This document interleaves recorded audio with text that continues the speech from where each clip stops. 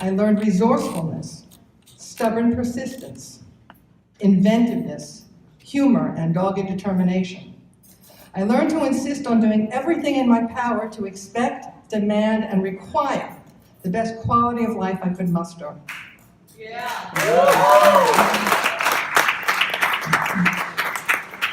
I learned that you only have to get up one more time, then you fall down.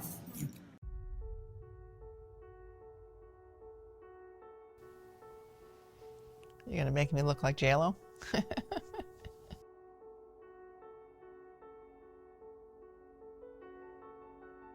J-Lo, Well, why not? Sure. You're gonna have a wish? Go for it. The elevator speech. It's a genetic muscle wasting disease created by a genetic anomaly which causes a toxin to be produced in the body that primarily affects voluntary skeletal muscles and progresses. It radiates the face, facioescapulohumeral, which is the shoulders, the winging shoulders, the loss of support of the shoulder blades. But it does radiate down through the core, the belly, the girdle, and then ultimately down through the legs. What does that mean? How does that translate into everyday life? The best way to put it is to give examples such as inability to even scratch the top of your head. I can't raise my arms above my elbow height. Difficulty brushing your teeth, getting dressed. Pants, underwear, it's difficult to pull them up. I know it's a little intimate I'm getting, but these are facts of life when you have a disability. Yes, it affects mobility severely, and I do use a wheelchair outside, but when I'm walking with a walker, a common comment is, well, at least you're still standing. And to me, the mobility, although terrible, is the least of the disability. It's the upper body inability to do functions of everyday life.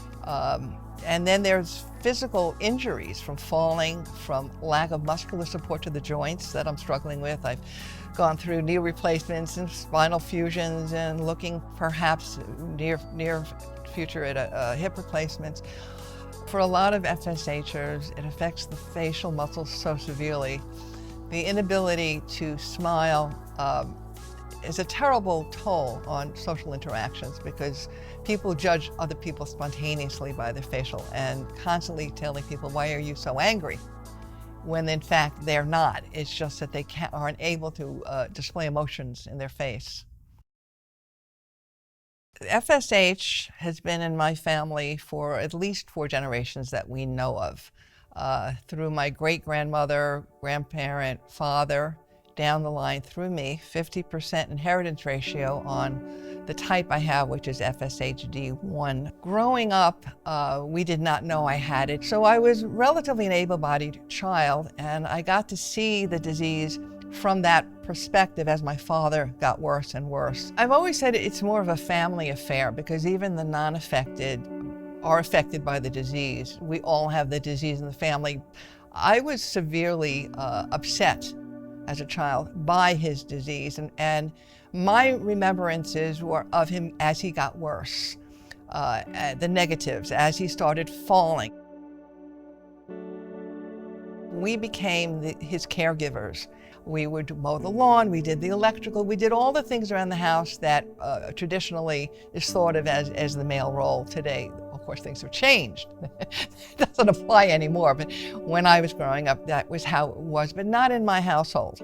It was a different way of growing up than my friends. I did not feel my household was the same as theirs. I became a very rebellious teenager. I felt anger. And I think I turned that anger inward because if he was working so hard at this and I was resentful, that I must be a bad person. And then when I was 17, it began to display in my right shoulder first. What if I had to give up in life? It's just a never-ending slide.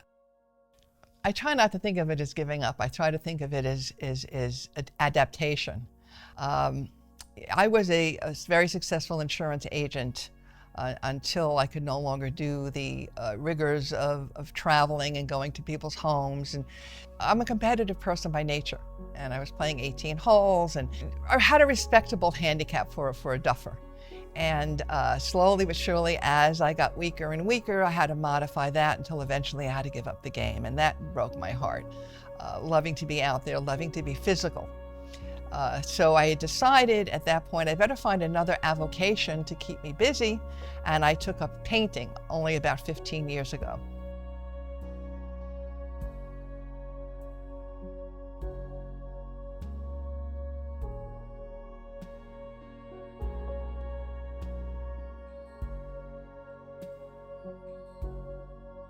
I'm unable to actually hold a brush in my hand any longer. I'd love to get back to painting again. I kept my studio. I keep thinking I'm going to go back to it. I'm trying to figure out adaptations again, reinvent myself. But to date, I have become too difficult to continue with that.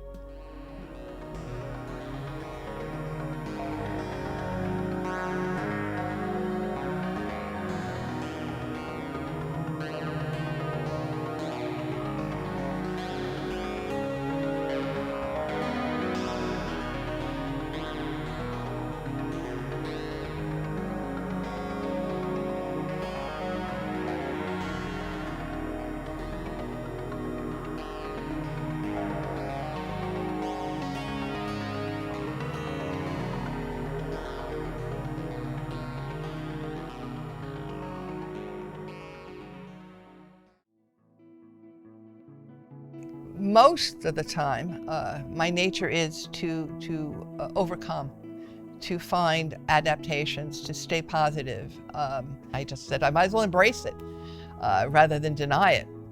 I find it a healthier way to approach. Is I like to meet things head on. I want to know what I'm up against.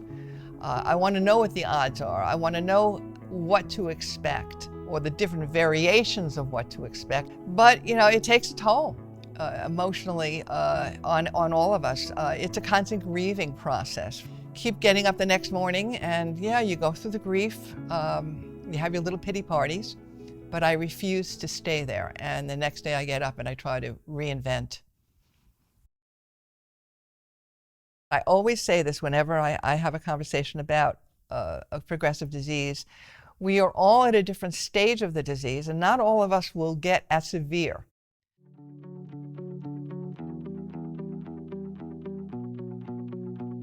So when you're in your 20s, and I lived through this fear, assuming that I would be as bad as my father was, and thank God I was not, that you don't necessarily will progress to the severity of someone else you're seeing with the disease.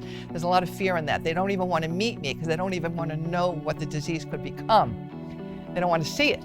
You need to respect the person where they're at the time, and some people just cannot handle it. And it would be more detrimental. And I know people that have actually gone down the dark rabbit hole of drugs and alcohol because they just cannot accept it and do not want to be informed about it. But doing that still doesn't help because they always have that fear, and that's actually what's driving them anyway. So whether or not you're informed, you're still being shaped by the fear of the disease. I've been involved with looking for treatments or things to do to help since I'm 25 years old, and I'm now 70. So it's frustrating.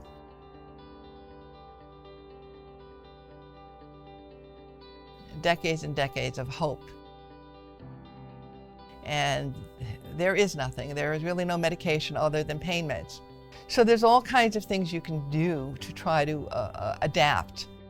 And I will do anything that I can to provide quality of life for myself. I have a chairlift so that I can remain in my home that I love for 20 years. I have elevated toilet seats, I have elevated seating, I have little utensils that will allow me to elevate to get the food to my mouth. What's exciting now more than ever, and I say near horizon, like in the next 5 years, is there are roughly, that I know of, at least 24 clinical trials coming to 4. So they're getting to the point where they're really understanding the molecular and biological mechanisms to interfere with the mischief that this toxin is producing.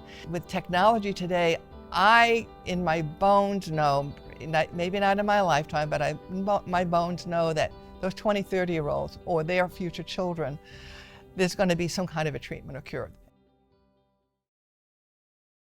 So to not face it and not put yourself in clinical trials and not be available for the testing for yourself and your future children would be a shame.